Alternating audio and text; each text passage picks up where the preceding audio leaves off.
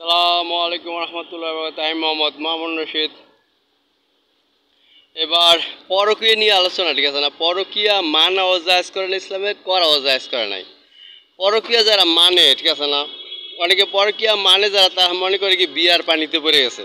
অনেকে মনে করে কি পরকীয়া করলে বিয়ে হইব, এটা অনেকে মনে করছে। আবার অনেকে মানে অনেক পুরুষ পরকীয়া করে, তো বুঝে বুঝে ওই স্বামী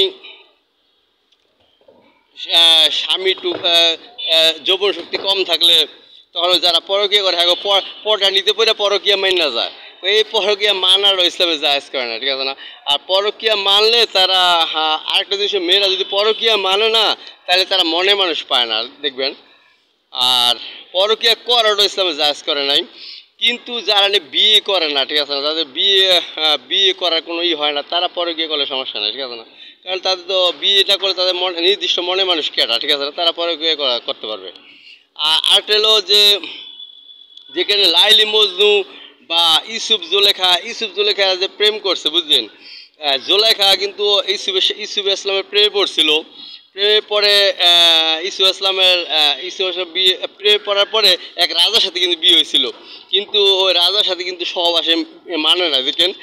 ইসুফ ইসলামের সাথে বিয়ে করে সহবাস করছে, দেখেন। এই জন্য যারা খাঁটি প্রেমিক তারা পরকীয়া মানে না, দেখেন, পরকীয়া মানবে না। লাইলি মজনু পরকীয়া মানে নাই, যারা খাঁটি প্রেমিক তারা পরকীয়া মানবে না, ঠিক আছে? আল্লাহ হাফেজ। আসসালামু আলাইকুম রহমতুল্লাহ।